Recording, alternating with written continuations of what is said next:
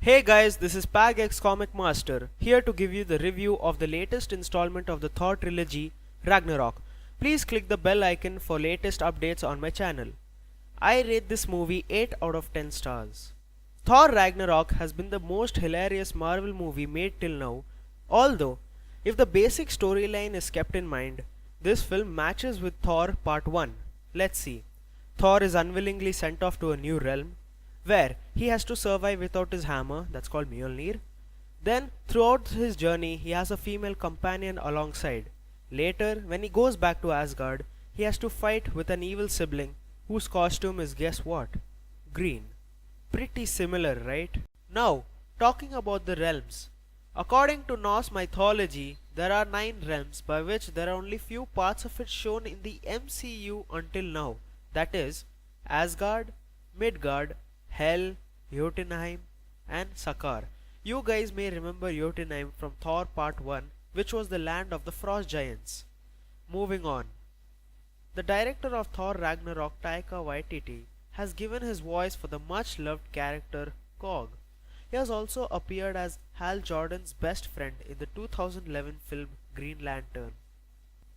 There were many controversies rising over a few years on what is that Infinity Gauntlet doing in Asgard, but it turned out to be a replica or a fake one, as Hela told it to be in the movie. I think that Surtur played more of a major role in creating Ragnarok, the end of Asgard, more than Hela, as it was his prophecy of destroying Asgard which he told to Thor in the beginning, and he did it at the end of the film.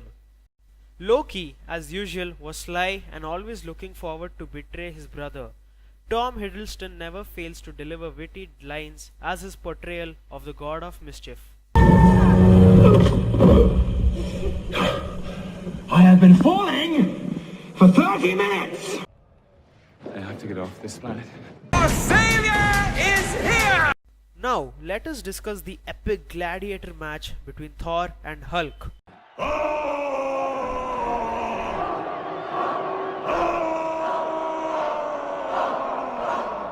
Let me brief you on this phase. Thor accepts to take part in the contest of champions, as the Grandmaster would permit him to go back to Asgard if he wins.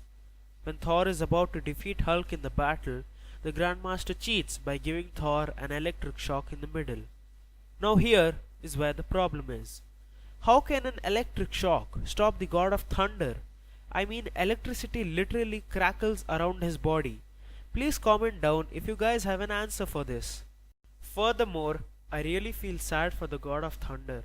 I mean, he lost his hammer, his hair, his eye, his kingdom. He had a very close connection with his weapon. But in the climax, after having a vision with his father Odin in it, the plot takes on a heavy twist when Thor turns out to be the weapon. At the climax, in Odin's vault, we see Loki having a slight gaze at the Tesseract. But it is not shown that he takes it. It is obviously understood that Loki had taken it because, come on, it's Loki. And in the Infinity War trailer footage, it is shown at the D23 Expo earlier this year. There is a scene where Loki hands out the Tesseract to an unknown person. So we could come to the conclusion that this very scene of Infinity War could be the aftermath of Ragnarok. Here now, I present you the Easter eggs and references of the movie. During the initial half of the movie, Loki tells Thor that he had left their dad Odin in Shady Acres retirement home. We also come across this name in the popular video game GTA Vice City. Director Taika Waititi told the major reason for putting that name in the movie is because GTA Vice City is his all-time favorite video game. In the cameo scene of Stephen Strange, aka Doctor Strange, in Thor Ragnarok, his building address is shown to be 177A Bleecker Street. That is a reference to the address 221 Baker Street, which belongs to Sherlock Holmes, who is also played by Benedict Cumberbatch in the popular TV series Sherlock.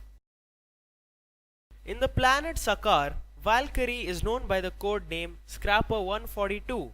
That is a nod to the issue number 142 of the Incredible Hulk comic book, in which Valkyrie had made her bold appearance. After their first encounter with the goddess of death, Thor and Loki are unknowingly sent off to the scrap world of Sakaar. In the comics, Sakaar is actually the base theme in the Planet Hulk storyline. The story that Thor says on how Loki once turned him into a frog isn't actually what happened in the comics. There is in fact a separate character who is worthy of wielding the Mjolnir, called as Throg. So this may have been a reference to that amphibian character. After their gladiator fight in the arena, Thor and Hulk are seen in another laser guarded room sitting next to each other. Then we see Hulk wearing a number of colorful beads around his neck. That is a nod to the time when he fought Logan in the comics that was titled Ultimate Hulk vs. Wolverine. During the second half of the movie, Thor narrates a childhood incident to Valkyrie and Bruce Banner on how he loves snakes and how Loki pranked him by turning into a snake and scaring him by revealing his true self when they were of 8 years of age. This is a direct nod to what is that? Whatever that is, the purple serpent who has appeared several times in the comics. Thor locates the Quinjet and the AI of the ship needs a voice activation password. Thor tries all the possible keywords but it fails. Eventually, he resorts to Point Break, as Tony Stark called him that phrase 5 years ago in Marvel's The Avengers Part 1. Means a portal won't collapse on itself like it did at S.H.I.E.L.D. No hard feelings, Point Break. You got a mean swing. During the final fight, Hela, the goddess of death, removes one of Thor's eye and she tells him that he reminded her of Odin. This is practically a significant Easter egg as this refers to the time in the comic book history when Thor completely absorbs the Odin force to achieve Thor force. On the contrary side, the comic version of Thor had still possessed the Mjolnir.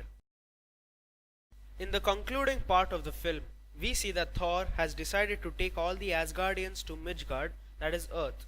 This scene is taken straight off from the comics where there is an actual Asgard for the people on Earth situated in Oklahoma, USA. Now, coming to the end credits scene of the movie, it is shown that a large spaceship is coming towards the ship filled with all the Asgardians. It is confirmed that the ship belongs to none other than Thanos. The ship is named Sanctuary 2. This may ring a bell to you as the domain of Thanos shown in the Guardians of the Galaxy is called as the Sanctuary. Now, there may be many questions asked, like what is the ship doing there, or why did Thanos approach the God of Thunder first? For those questions to be answered, all we gotta do is wait for the month of May 2018. Alright guys, that is it. Hope you guys enjoyed this video. Please don't forget to like and subscribe to my channel. Peace out and see you later. Okay, bye.